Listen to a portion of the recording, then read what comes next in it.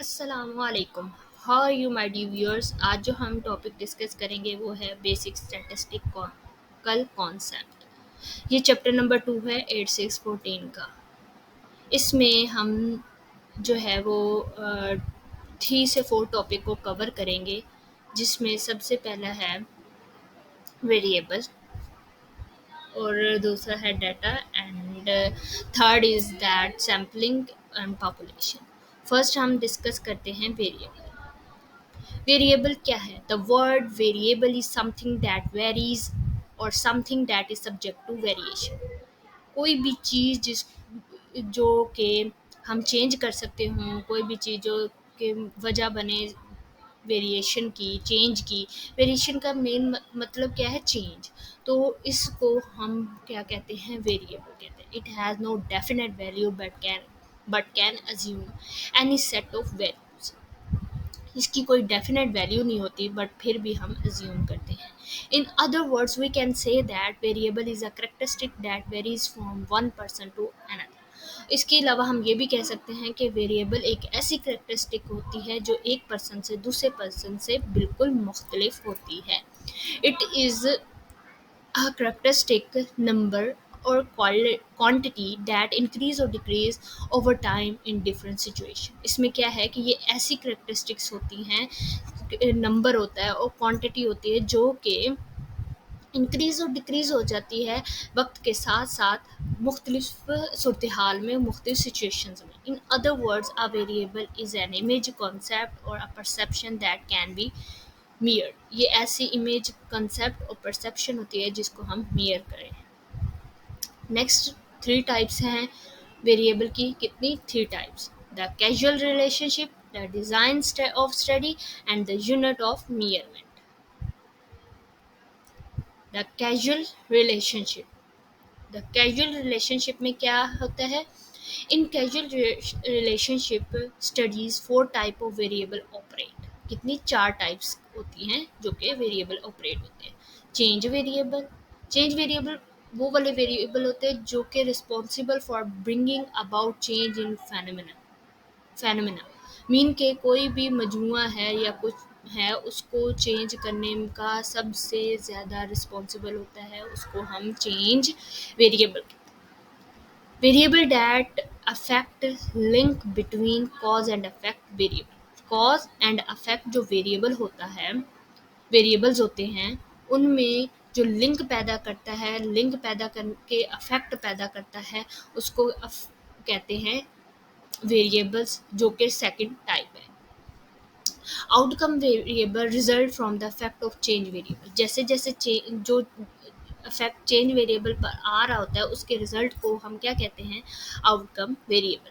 Connecting और linking variable which in certain situation are important to complete relationship between cause and effect। cause and effect में relationship complete करता है। इसको हम कौन सा वेरिएबल कहते हैं? कनेक्टिंग और linking variable. Next is in research change variable are refers है। अब हमने पीछे कितने वेरिएबल उतने पढ़े हैं, आगे क्या है कि जो चेंज वेरिएबल है वो इंडिपेंडेंट वेरिएबल होता है, वो उस वक्त उसको हम चेंज कर सकते हैं, जबकि आउटकम वेरिएबल है डिपेंडेंट वेरिएबल जो कि डिपेंड कर रहा होता है किसी और पे। इंडिपेंडेंट वेरिएबल का और डिपेंडेंट, इंडिपेंडेंट जो किसी पे डिपेंड नहीं होता, डिपेंडेंट जो कि दूसरे पहले वाले वेरिएबल पर डिपेंड कर रहा होता है। इन cause effect relationship there are some unmeasured variable affecting the relationship, they are called extraneous variable। क्या कह रहे हैं कि ऐसे रिलेशनशिप जो कि अनमियरेबल होते हैं वेरिएबल, लेकिन उन फिर भी रिलेशनशिप में अफेक्टिंग पैदा कर रहे होते हैं, तो उसको एक्सट्रेनियस वेरिएबल कहते हैं। The variable linking cause effect relationship are called in intervening variable. जो लिंक पैदा करे कॉज इफेक्ट रिलेशनशिप में, उसको कहते हैं इंटरवीनिंग वेरिएबल। नेक्स्ट है डिज़ाइन ऑफ स्टडी। कि वेरिएबल की दूसरी टाइप कौन सी है? Design of study. Design of study क्या है कि a study that investigated causation or association may be controlled, experimental, quasi experimental and ex post facto or non experimental study। इसकी जो है वो दो तरह की डिज़ाइन ऑफ स्टडी में दो तरह के वेरिएबल्स होते हैं, जो एक्टिव वेरिएबल्स होते हैं और एट्रीब्यूट वेरिएबल्स होते हैं। These variable can B change और कंट्रोल। इनको हम एक्टिव वेरिएबल जो होते हैं ये चेंज भी हो सकते हैं और कंट्रोल भी हो सकते हैं। अब जबकि एट्रीब्यूट वेरिएबल जो है, these variable can be controlled और change and refer to characteristic of study population. इसको हम चेंज भी कर सकते हैं और कंट्रोल भी कर सकते हैं, लेकिन उसके साथ साथ रिफर्स, इसका ताल्लुक क्या होता है, characteristic of study population, demographic feature like age, gender, education, qualification and income. Next है सम कॉमन वेरिएबल। अब ये कॉमन वेरिएबल हम डिस्कस करेंगे बाइनरी वेरिएबल। बाइनरी वेरिएबल वो होते हैं जिसको हम डायकोटमस वेरिएबल भी कहते हैं, और ये दो वेरिएबल होते हैं जिसमें true false male female. Polychotomous variable poly से ही है कि एक से ज़्यादा, मोर देन टू वैल्यू, जिनकी दो से ज़्यादा वैल्यूज होती हैं उसको पॉलीकॉटमस कहते हैं।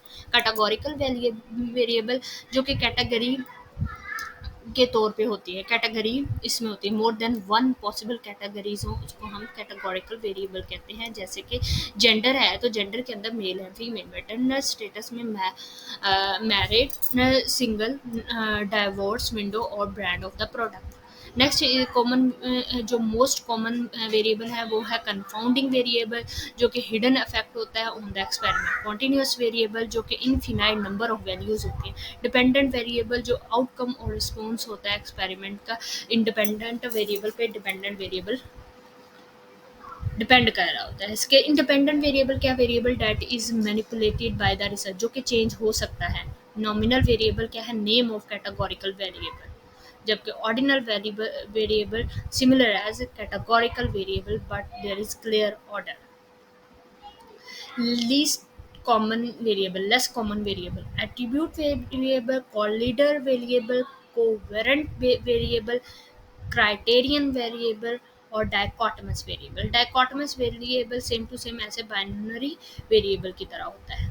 एट्रीब्यूट वेरिएबल हम जैसे कि पहले पढ़ चुके हैं, another name for categorical variable और a variable that is not manipulated, मतलब इसको हम मैनिपुलेट नहीं कर सकते। Collider variable क्या है, a variable represented by node of a causal graph that have path pointing in as well as out। Covariant variable क्या है, independent variable की तरह होता है, और जबकि criterion variable dependent variable की तरह होता है। अब डाटा क्या, data is an information collected by the researcher. Data वो इंफॉर्मेशन होती है जो कि रिसर्चर्स कलेक्ट करते हैं। डाटा कितने किस्म का होता है, एक प्राइमरी डाटा होता है, एक सेकेंडरी डाटा होता है। प्राइमरी डाटा डाटा वो होता है is originated by the researcher for the first time for addressing his research problem. अब कोई भी अगर प्रॉब्लम दी जाती है तो उसको जब पहली दफ़ा फर्स्ट टाइम उसको रिसर्चर जब एड्रेस कर रहा होता है किसी भी प्रॉब्लम को, तो उसको कहते हैं प्राइमरी डाटा।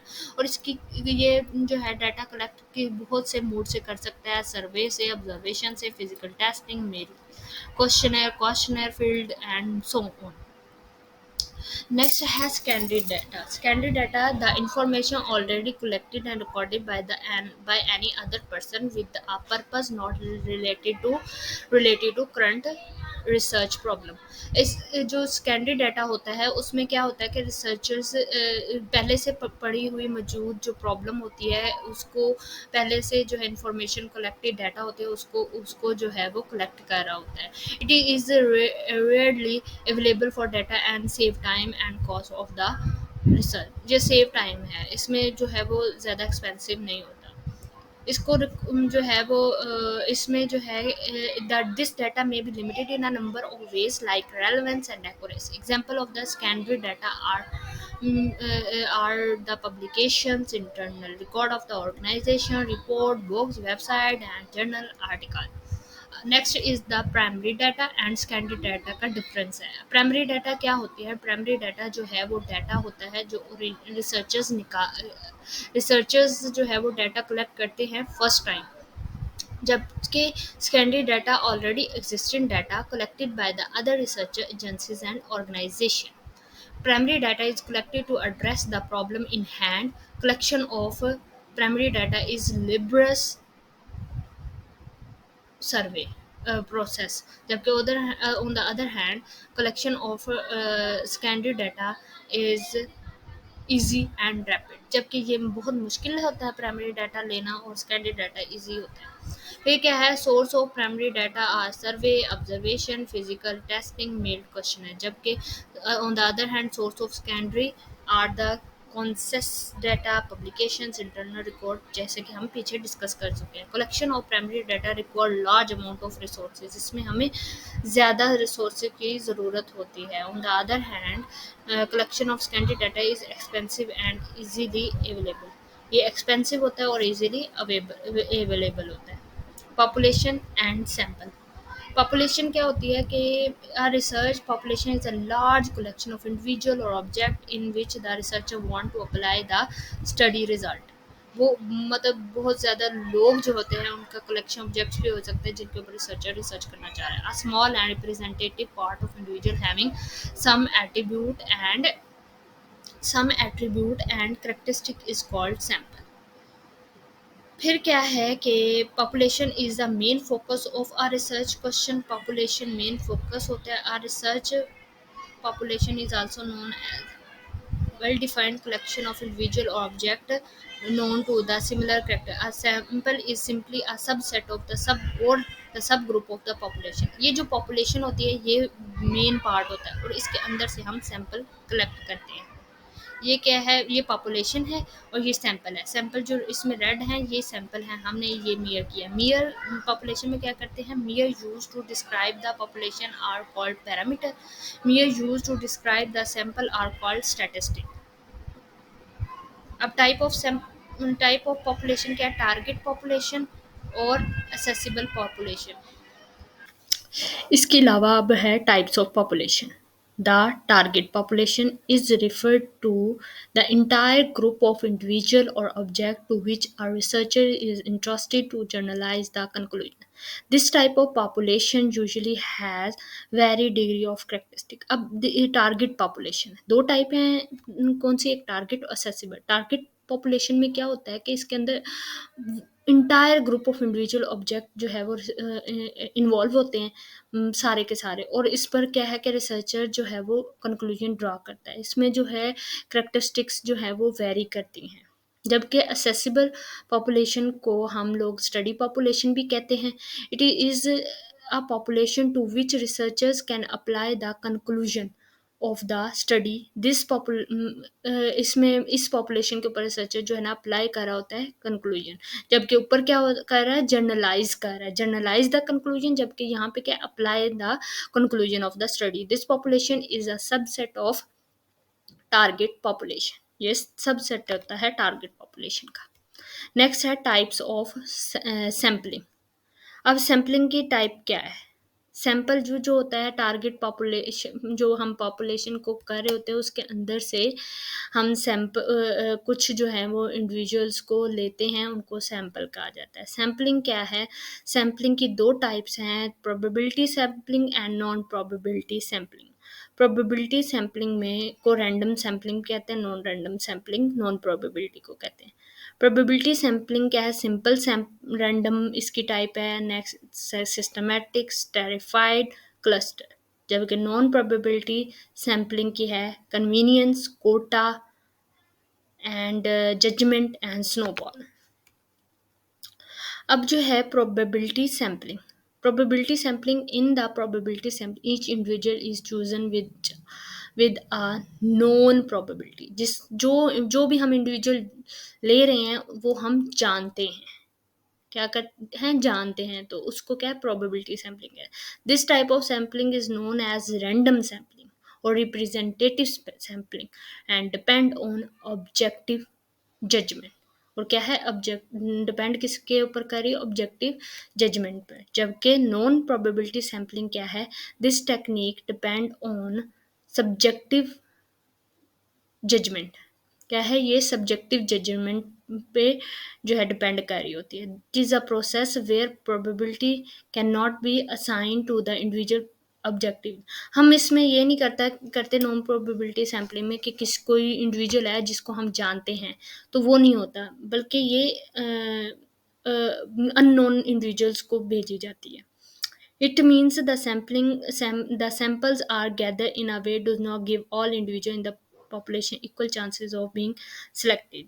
इसमें जो है वो इक्वल चांसेस नहीं होता इंडिविजुअल्स को, बल्कि जो है वो बहुत अननोन जो है वो इंडिविजुअल्स को सेंड किए जाते हैं फॉर द डाटा कलेक्शन.